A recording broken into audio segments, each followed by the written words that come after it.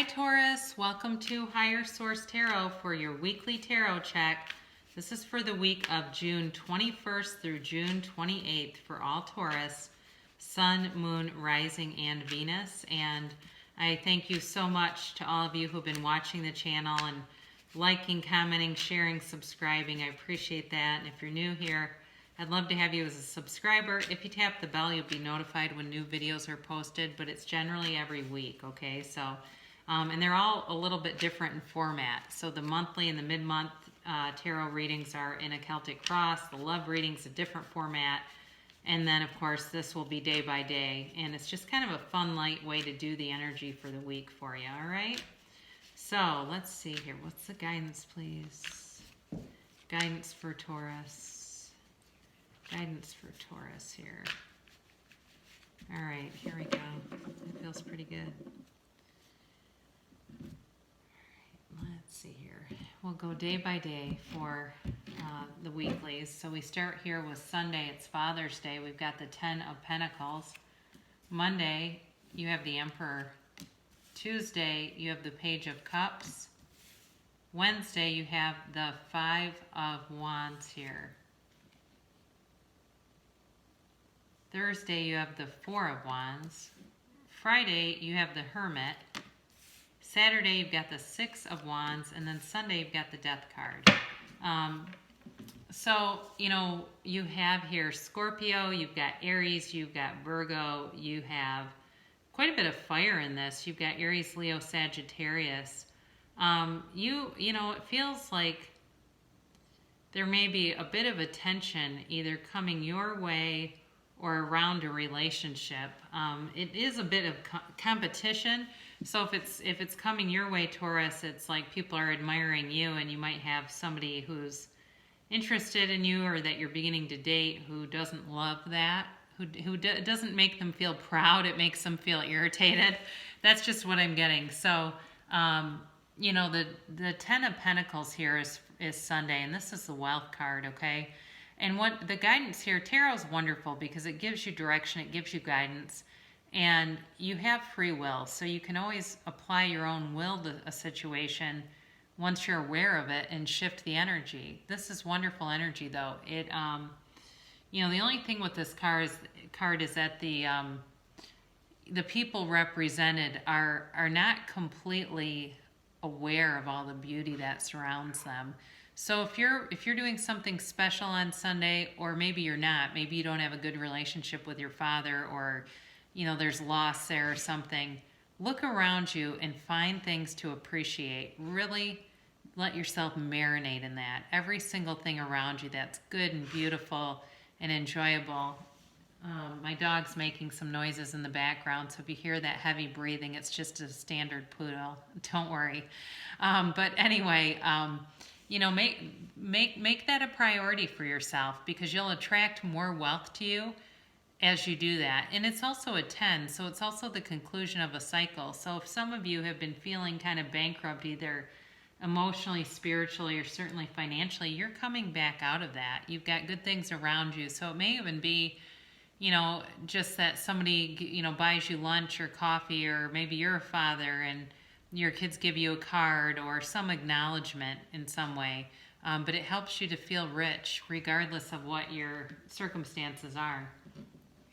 Now Monday, you've got the Emperor. This is Aries energy. And the Emperor, speaking of fathers, is like kind of like the father that teaches their kids good manners. Okay, it's all about societal structure and following rules. So I do feel like for some of you, there may be certain things around you with the, you know, changes in our environment where you want to adhere closely to rules. You want things to be followed. Some of you may be leading the charge in terms of implementing new rules where you work, making sure there's signage, making sure that if people aren't following the guidelines, that gets corrected.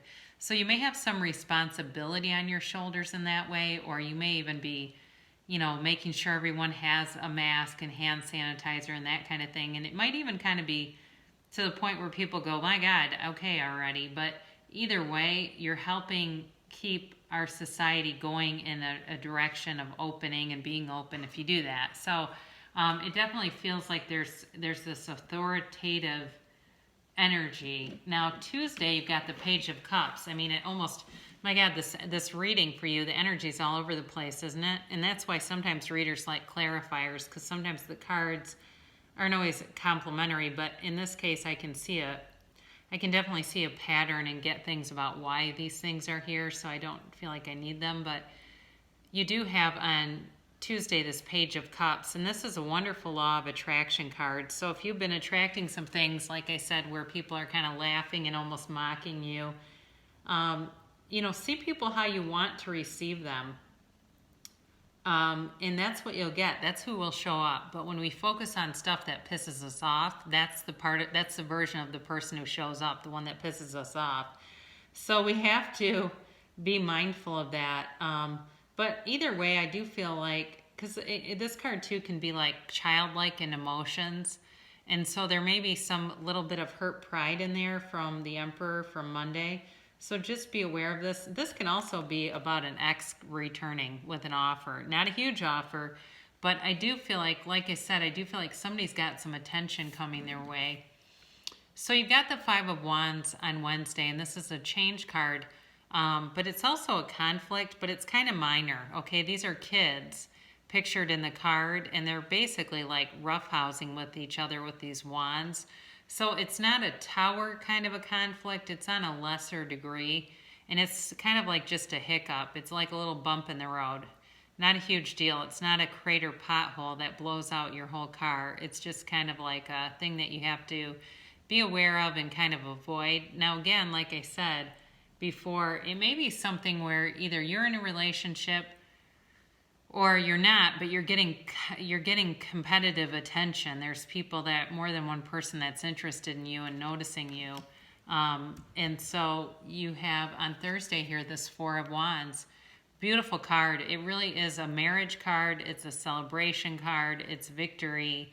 They're walking through this 1111. These wands are like an altar or I can't quite remember, but it's the word for it, but it's something that's used in Hindu marriage ceremonies. So they're walking through this beautiful entryway and celebrating together. And so for you, how this applies, you may find that you're very celebratory or drawn to one of these energies in terms of a relationship, or for you're in something that it feels like it's getting serious. Definitely has the potential to. So you may feel on Friday a bit like a homebody, but it doesn't mean you're completely isolated. The Hermit is Virgo energy, but it's also withdrawing from society, but not humanity. Okay, so it doesn't mean you're completely alone. He's a shaman, and the Hermit shows up to tell you you are on the right path. So if you've had some different people that you're even talking to, and that's the sense of competition. There's more than one person in this, but you start to feel more inclined during the middle of the week towards one energy. He's showing up to guide you and show you the good in this, to show you,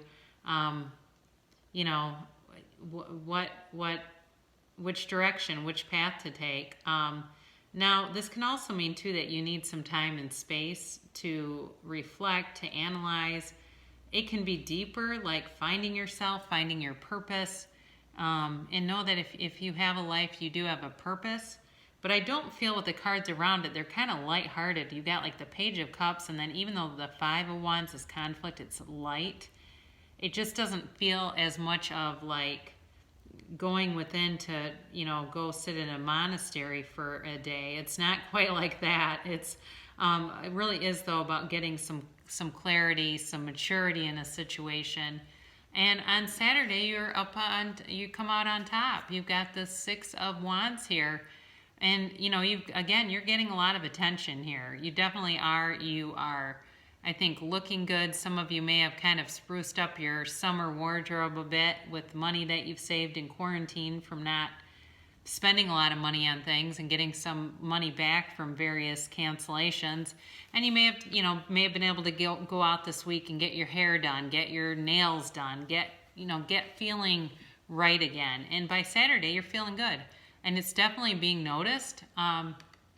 Now here's where the Rider-Waite deck is not only scary to a lot of people, but it can be kind of an interesting deck to interpret because you've got very light energy and then you have the Death card on Sunday. And the Death card is about transformation. It's typically not about a physical death, and I don't get that at all in this reading. There's nothing that would indicate there's an actual death happening. But it can be a change. A new beginning is coming, and I do feel like whatever this relationship stuff is, there's something new coming in with it, where if you've been kind of uncommitted and just kind of playing the field, you may start to get serious about somebody here. It's just a time to let go of stuff that doesn't serve you. So if you got a string of people you're talking to, I think you're going to be down to one sooner than later. But, do know that it really is about transformation and about, kind of coming into your own, a rebirth of things. And it is Scorpio energy too, if I didn't mention that. So if you're dealing with a Scorpio, it certainly could mean all this competition has resulted in one guy left standing, one person, one skeleton left standing here. But overall too, it just feels like there's kind of a light week. It's not something where I feel like the energy is incredibly intense. So for those of you who want to draw more love into your life, we'll try to do that with this Oracle card. Demonstrate love. Find out what is important to those you love and act on it. So if you do have some options, you start to feel inclined towards one person, there you go. And we'll close things out with Louise Hay, Life Loves You. Love is my teacher. Think of someone you care for deeply. Ask love to show you how to make your relationship sweeter and more loving. So, that's really how we draw love in, is to focus on things we love. So even if you're single, a lot of spiritual teachers talk about their pets and even their pets clearing their energy because they have such pure love. So even if you have a cat or a dog or something, that's one way that you're drawing love into you. So I'm glad you could join me today, and I love you so much, Taurus, and I'll be back again soon.